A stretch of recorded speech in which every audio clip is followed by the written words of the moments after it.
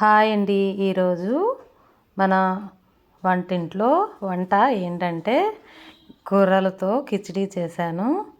ఈ కొర్రల్ని ముందుగానే 8 hours before శుభ్రంగా కడిగి వాష్ చేసుకొని నానబెట్టుకున్నవి.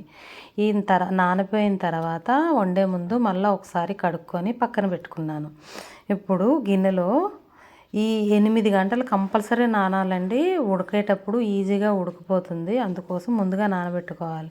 స్టవ్ వెలిగించి కుక్కర్ పెట్టి ఒక స్పూను నూనె నెయ్యి వేసుకొని చాలా తక్కువ లెస్ ఆయిల్తో వండుకుంటున్నాను. ఇందులో నూనె మరిగాక నెయ్యి మరిగాక బిర్యానీ ఆకు, మిరియాలు, సాజీరా, లవంగ, పచ్చిమిర్చి ఇవన్నీ వేసి దోరగా వేగనిస్తున్నాను.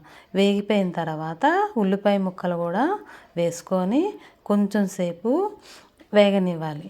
ఈ ఉల్లిపాయలు కూడా వేగిపోయిన తర్వాత బీన్స్ తరుగు,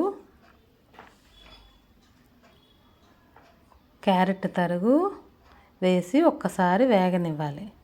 ఇట్లా వేపుకొని మీడియం ఫ్లేమ్ టు హై ఫ్లేమ్లో అడ్జస్ట్ చేసుకొని వేపుకోవాలి. ఇట్లా టమాటా ముక్కలు, స్ప్రింగ్ ఆనియన్స్ ముక్కలు కూడా వేసి మెంతం కూర, చిన్న మెంతం కూర, ఒక కట్ట పాలకూర వేసుకొని కలుపుకోవాలి.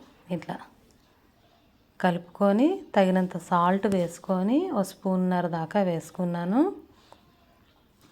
నేను కొర్రలు చెప్పలేదండి, మర్చిపోయాను. 1/2 కప్పు మాత్రమే తీసుకున్నాను.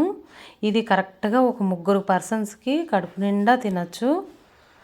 కొర్రల్ని ఇందులో వేసుకొని వేగనిచ్చి కరెక్ట్గా ఒక 5 ఏ కప్పుతో నేను కొలుసుకున్నానో 1/2 కప్పు మాత్రం కొలుసుకున్నాను. ఆ కప్పుతో ఈ కప్పుతో వాటరు 5 కప్పులు వేశాను. 5 కప్పులు వేసి ఒక్కసారి టేస్ట్ చూసుకోవాలి, ఉప్పు సరిపోయిందో లేదో.